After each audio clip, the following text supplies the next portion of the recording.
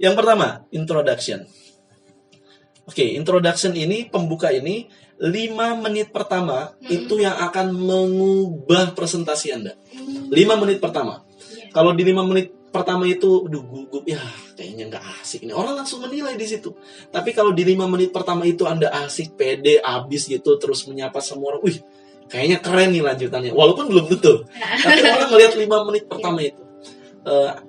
Kak Selma pulang ke rumah, misal kalau misalkan ngekos jauh dan seterusnya, pulang ke rumah 5 menit pertama itu yang sangat berkesan bagi keluarga. Jadi ngobrol dulu bentar, jangan sampai masuk sampai ke rumah terus langsung masuk kamar gitu, nggak berkesan banget. Ya seenggaknya ngobrol dulu dan seterusnya. Nah 5 menit pertama. Terus ngapain aja 5 menit pertama itu? Nah itu adalah isinya pembukaan semua. Pembukaan dulu. Pembukaannya mencairkan suasana, kemudian memikat audiens, kemudian memberikan informasi. Kemudian, nah pembukaannya apa aja sih Kak? Nah kalau saya seringnya saya gunakan bisa sapaan seperti biasa kalau itu. Tapi ada ketika membuka itu kita bisa gunakan juga pujian. Jadi kita bisa memuji, wah alhamdulillah senang sekali saya bisa bertemu dengan generasi pengubah bangsa Indonesia. Saya tidak katakan kalian generasi penerus bangsa, karena kalau niat atau nggak niat, kamu akan jadi generasi penerus bangsa, tapi belum tentu menjadi generasi pengubah bangsa. Orang kan langsung, wah keren nih pembicara nih. Nah, pujian dulu. Kemudian ada lagi powerful question. Jadi kita nanya gitu. Ketika sebelum masuk ke materi sudah sapaan dan seterusnya, kita nanya dulu. Powerful question itu pertanyaannya adalah misal, menurut kamu bagaimana masa depan anak kampung dan miskin? Saya nanyanya ke Kak Selma, tapi audiens yang lain juga mikir. Padahal niat saya sebenarnya yang penting itu bukan pertanyaannya, tapi yang penting adalah menarik perhatian audiens untuk berpikir dan apa ya? Nah, powerful question. Kemudian ada lagi bisa dibuka dengan story. Ya, cerita. Orang suka banget sama cerita. 2/3 isi Al-Quran cerita.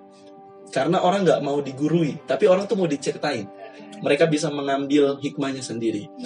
Kemudian ada lagi audience participation. Itu bisa main game di dalamnya. Jadi ngajak audiens itu untuk berpartisipasi. Bisa pembukaannya main game, ice breaking, itu seperti biasa lah. Tapi banyak ice breaking juga yang kita bisa pelajari di YouTube juga banyak.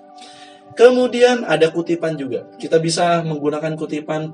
Albert Einstein mengatakan orang gila adalah orang yang ingin mendapatkan A tapi masih menggunakan cara B. Pengen jadi orang sukses tapi masih menggunakan cara-cara orang pemalas. Orang langsung juga, wah keren nih. Itu untuk pembukaan. Nah itu dulu deh. Nah, iya.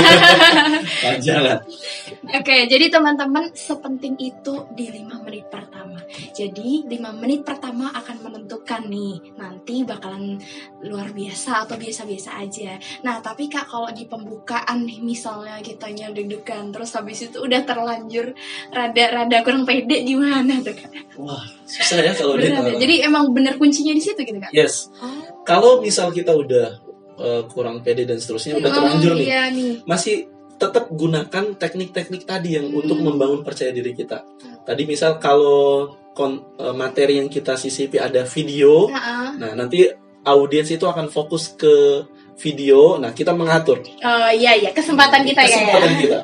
Tapi kalau misalkan memang kita tidak ada konten videonya, isinya nggak ada, terus nggak ada presentasinya, slide-nya, kita gunakan game. Main game dulu, mereka asik main game gitu. Tenang. Nah itu. Jadi pokoknya harus ada celah untuk bisa ngontrol diri kita. Yang penting gak ketahuan ya Kak? Iya, betul sekali. Yang penting jangan ketahuan kalau lagi grogi. Soalnya kalau ketahuan ya orang malah bisa ketawa dan gak suka, apaan sih dia gitu ya. Dan kuncinya adalah pembukaan. Nah tapi kalau pembukaan udah bagus dan selanjutnya kurang bagus, nggak afdol juga. Makanya kita cari tahu nih setelah pembukaan biar lebih bagus lagi, gimana nih Kak? Pembukaannya udah bagus. Kita langsung ke bodinya, materinya. Nah, materi yang harus kita buat, ya materi yang harus menarik gitu.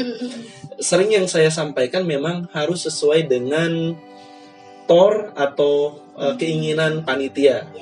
Dan keinginan panitia itu, panitia pasti mengundang kita sesuai dengan, wah ini orang nih kompeten di bidang ini. Maka yang sering mengundang saya itu biasanya memang tahu bahwa topik yang saya kuasai itu ini dan ini gitu. Seperti itu. Jadi materi yang kita bawakan itu usahakan memang sesuai dengan passion kita. Jangan sampai wah ini materinya kayaknya nggak cocok. Udahlah yang penting ya ambil aja dapat duit kan, bisa seperti itu. Bahaya. Nah itu bahaya karena ketika kita menyampaikan materi itu pasti nggak powerful karena bukan bidang kita. Nah terus gimana kita bikin materinya nih? Nah maka yang pertama adalah what and who audience. Apa dan siapa audience kita. Jadi kita kenali itu dulu. Apa materi yang diinginkan, terus siapa sih audiensnya. Jangan sampai kita udah nyiapin materinya ini buat pemuda, tapi ternyata audiensnya bapak-bapak, ibu-ibu gitu. Itu, oh ya Allah. Kayak sama alamat kali ya kayak. Iya. Nah, kemudian, materi ini harus kita buat ya tiga hal ya. Why, what, dan how. Itu seperti guru yang mengajarkan kita bersama Pak Jamil Azaini, beliau selalu mengajarkan bahwa materi ya nggak jauh dari why, what, sama how to. Jadi why itu sangat penting, what juga penting, how yang paling penting. Orang-orang tuh paling pengen tahu itu how to-nya. Jadi jangan persennya yang paling besar adalah why-nya, tapi yang paling besar adalah porsinya adalah how to-nya. Dan tiga ini sering digunakan di iklan juga gitu. Tapi what-nya nggak terlalu banyak ya. Biasanya why, wah nyuci ini capek, nyuci kan harus gini. Akhirnya keluarlah produknya. Gimana caranya dikasih tuh perbandingan dan seterusnya. Sering digunakan. Paling penting why.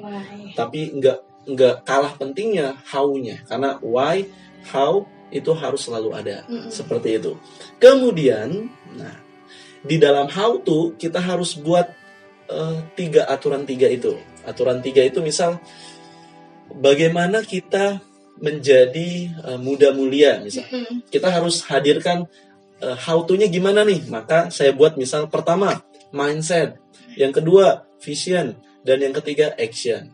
Jadi orang akan mudah menghafalnya. Oh, kalau saya mau jadi muda mulia, berarti mindset saya harus diubah gitu. Bahwa masa muda adalah masa menanam. Masa muda itu adalah masa puncaknya energi. Kemudian vision, kita harus punya visi. Jangan sampai jadi anak muda nggak punya visi. Anak muda yang sayap kiri ya, tanda kutip gitu, yang sering menonjolkan sesuatu yang, mohon maaf ya, kontennya sih viral tapi nggak banget gitu, betul. Maka ya mereka aja punya visi gitu, bagaimana mengeluarkan konten, tapi konten ya nggak terlalu tapi viral gitu. Kemudian action, kita harus punya actionnya terserah, mau menebar inspirasi lewat sosial media, lewat tulisan, seperti itu untuk materi ya. Jadi biar pendengar dan audiens kita tuh ingat nih teman-teman, apa sih yang tadi pematerinya ucapin, apa sih yang tadi dijelasin dalam ruangan. Kalau nggak pakai cara-cara tadi, kayaknya para audiens begitu keluar ruangan langsung lupa apa ya gitu. Ya betul sekali. Benar-benar. Oke, dari pembukaan, dari isinya, dan yang terakhir adalah penutupnya. Gimana nih Kak, biar closingnya tuh menarik dan terkesan banget orang jadi, wih, gue harus ikutan acara ini lagi nih gitu, atau tertanam. Saya lanjutkan yang materi tadi. Materi tadi, di dalam materi itu kita harus perkaya. Di dalamnya bisa analogi, perumpamaan. Saya sedang buat carousel Instagram ya, nanti malam cek ya. Jangan lupa semuanya tolong follow 14,1K ya. @adimi. Saya buat carousel Instagram, kontennya sebelum kamu memilih jalan pacaran. Saya ingin angkat itu karena memang ngeri kalau sudah dengar kasus aborsi 2.638 janin aborsi dalam waktu 1 tahun. Dan yang terakhir ketika penggerebegan itu adalah polisi menangkap salah satu pelaku yang ingin mengaborsi adalah orang yang, mohon maaf, hamil di luar nikah. Maka saya ingin angkat itu. Saya buat analogi, perumpamaan di dalamnya. Kalau kita mau mudik, ternyata ada 2 jalan nih, jalan alternatif 2 jalan. Jalan pertama itu memang panjang sih, tapi aman dari begal, aman dari kriminal. Yang kedua, jalan alternatif ini ya bagus sih, cepet, tapi banyak terjadi kecelakaan, pembunuhan, pemerkosaan, begal. Mau pilih mana? Ya, Mau pilih mana? yang pertama dong, Yang yang pertama. aman paling utama. Betul, setiap orang pasti pengen aman, pilih jalan yang Iya. aman, yang tidak membawa resiko besar. Sama, ketika kita mau menuju ke jenjang pernikahan pun, kita harus milih jalan yang aman. Pertanyaannya adalah, apakah pacaran masih aman untuk kita pilih sampai ke jenjang pernikahan? Nah, saya gunakan perumpamaan itu. Jadi orang langsung, oh iya ya. Iya. Nah, kemudian cerita, harus ada cerita, ada hasil riset. Saya sering gunakan hasil riset. Faktanya adalah tahun 2018 pengangguran di Indonesia, pengangguran alumni perguruan tinggi dari jenjang S1 sampai S3 itu sebanyak 737.037. Salah ya? 737.000. Oke. Itu pengangguran S1 sampai S3. Jadi orang langsung, wih, gue kuliah termasuk nggak nanti ya? Nah itu materi harus diperkaya tentang itu. Iya. Kemudian ada video inspiratif, ada lagi humor, kemudian ada juga kutipan. Nah itu buat materi ya. Terus bener-bener. udah keren nih pembukaannya, udah keren materinya. Nah harus ditutup dengan closing yang menarik juga. Nah gimana caranya agar kita bisa membuat teknik closing yang powerful? Nah, ingat baik-baik, tinggalkan kesan di setiap penutupan materi kita. Jangan sampai, oke lah, selesai ya, terima kasih banyak, assalamualaikum warahmatullahi wabarakatuh. Selesai gitu. Tapi nggak menarik seperti itu. Orang pengen penutupan itu seperti klimaks yang membuat mereka rindu ketemu kita. Nah, terus gimana caranya? Yang pertama adalah call to action. Call to action itu kita ngajak audiens untuk melakukan apa yang sudah kita pelajari. Nah, teman-teman misal kalau jangan lupa 3 tadi, pembukaannya, terus materinya, terus penutupannya, yuk langsung aplikasikan. Kita ajak mereka untuk mengaplikasikan ilmu yang sudah kita berikan. Kemudian berjanji, ikrar. Oke teman-teman, semuanya angkat tangan kanannya, kita akan berikrar. Nanti kan semuanya teriak dan mereka akan menyimpan itu. Emosi itu akan lebih mudah tersimpan dalam pikiran bawah sadar kita. Jadi ketika kita public speaking, usahakan selalu ada emosi yang kita bawa. Emosi bahagia, it's okay. Sedih juga gak apa-apa. Campur aduk, wah keren. Makanya orang pacaran itu susah move on-nya. Karena di dalamnya banyak emosi. Nah, sabar ya. Kemudian menyanyi. Ada training motivasi ditutup dengan menyanyi I believe I can fly. Wah, orang semuanya berdiri sambil pegang pundak masing-masing. Itu pun tersimpan dalam pikiran bawah sadar. Bisa ada juga yang menggunakan pantun. Nah itu udah ada banyak ya, kutipan dan cerita. Tapi cerita kurang menarik kalau di penutup. Harusnya memang di awal dan di tengah. Kalau untuk penutupan yang tadi saja, call to action, ikrar, singing, nyanyi, pantun dan kutipan. Oke, seperti itu. Jadi pembukanya oke, isinya luar biasa, ditutup dengan penutupan yang menarik banget.